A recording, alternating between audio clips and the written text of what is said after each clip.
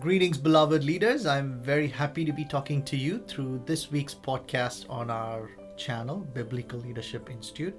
I am very happy to announce that BLI has reached an important milestone last week, clocking 100,000 views and still counting. This is a testament to the fact that many are watching and are blessed by these videos. I thank God and also you for your prayers and continued support. Also, as you might have noticed in the past few weeks, we started to run ads on all our videos. Well, the team puts in a lot of effort to churn out these videos every week, from content writing to studio setup, editing, processing, etc. And it all costs money.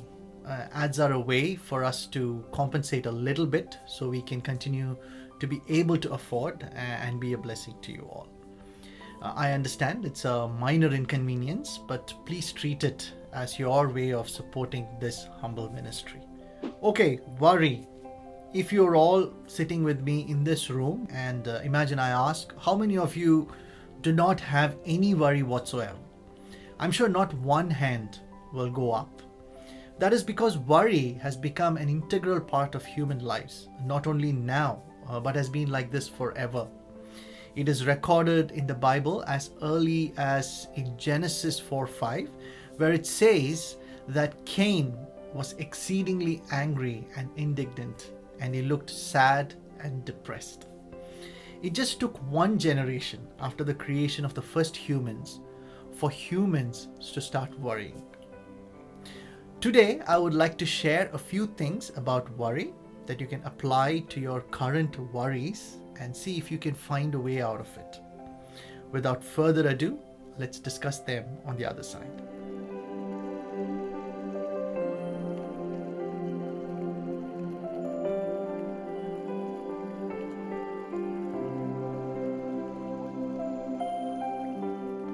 First of all, do you know worry is an excuse for inaction?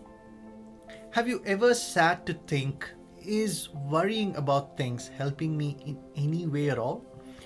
Let's say you're worried about your financial situation. How do you think worrying about your financial situation can help you solve your problem or even make you feel better? If you think about it, worrying does nothing more than worsening your current situation, because with the excuse of worrying, we stop exploring the solution for the problem at hand. Luke 12:25 says that who of you by worrying can add a single hour to your life? How true, isn't it? Let me throw this challenge at you. Take a worry that is concerning you at this very moment. It could be your job, studies, health, anything. Try to calculate approximately how long you have been worrying about it. It could be a few weeks, months, or sometimes even years. Now think about how worrying about your specific concern has helped you all this time. I'm pretty sure it hasn't helped make you even a step better. In fact, you will realize that it has done the exact opposite to you. You are still troubled because the worry had kept you from finding a solution until now. We humans have trained ourselves to believe that worrying can somehow delay or stop the repercussions of not doing things. So we stay worried, hoping that things would also stay as they are, only to realize later that our inaction had caused enough damage already. Proverbs 26:13, I like the way the Amplified Bible puts it. The lazy person who is self-indulgent and relies on lame excuses says, there is a lion in the road. A lion is in the open square, and if I go outside to work, I will be killed. Quoting a silly, absurd reason, the person refuses to even step out and work or keep themselves busy. I would request you to read this verse again and see if it applies to you in terms of worrying about things without seeking a solution to solve them. So always remember, worrying is just an excuse to to not finding a way out. Secondly, worry matures. I'm sorry to sound very negative here, but the truth is that worrying is only the beginning of the downfall of one's morale and confidence in life. Worry has this weird quality of mutating into fear and anxiety, which can further mature into depression and other mental health problems, resulting in unimaginable outcomes. Look at Cain in the Bible. He started worrying, and that made him depressed and angry. Jealousy was then aroused, and slowly other vile thoughts started creeping into his mind.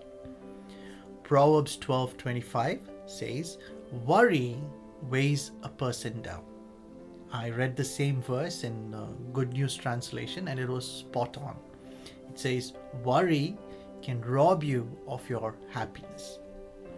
It will not only keep you from finding a way forward, instead take you the opposite way, worsening your situation, bringing in undesirable consequences. Again, I'm sorry, I could have easily picked a few comforting verses from the Bible to cheer you up, but I believe we need to be willing to accept hard facts that are true in our everyday lives like these, instead of temporarily comforting ourselves with promises and not doing anything at all on our part. So please understand that your worry is just a symptom and will surely mature to the next level if there is no action from your side. Thirdly, chase after peace, happiness, and contentment to defeat worry.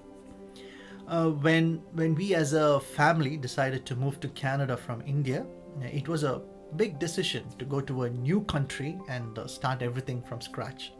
Our friends and family had arranged for a farewell to send us off, and during the prayer, everyone prayed for things to happen in our favor when we landed in Canada, like quickly finding a job, being successful, etc.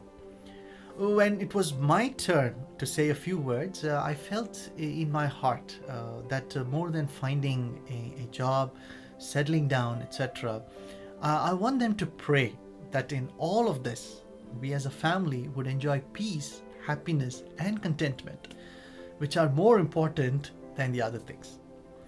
See, everything we chase in our lives is only penultimate. Have you heard of this word, penultimate? It means one step before reaching the final or ultimate state.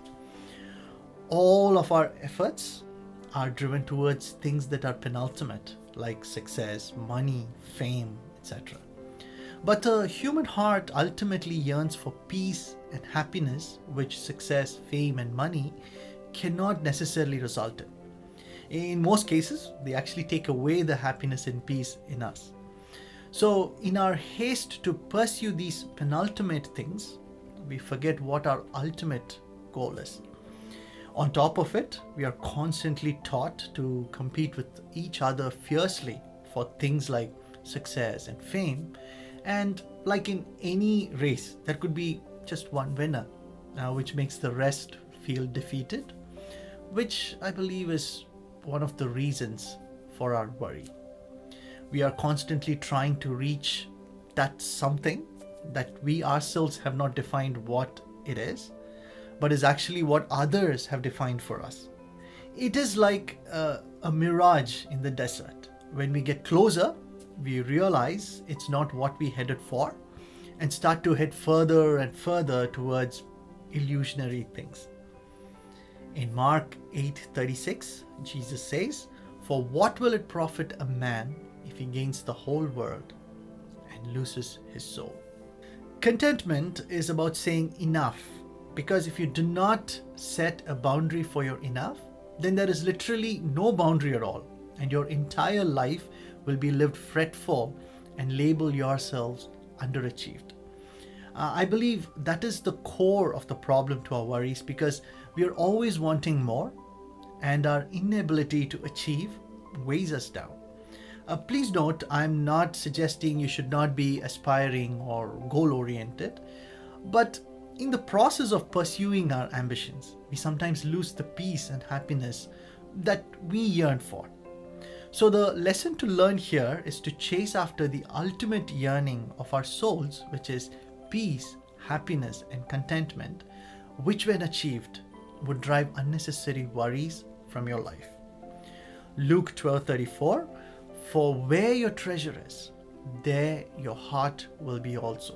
I urge you to set your hearts to pursue peace, happiness, and contentment instead of the pressures of today's society. In summary, I would like to leave you with this verse that I personally hold so close to my heart. Psalms 27:25. I was young and now I'm old. Yet I have never seen the righteous forsaken or their children begging for bread. We serve a God who promises us that He will never forsake us. Situations may be grim and might look like there's no hope at all, but always remember, the righteous will never be forsaken and their children will never lack bread. My question is, why then worry? Until I meet you again next week, this is John signing off. God bless you.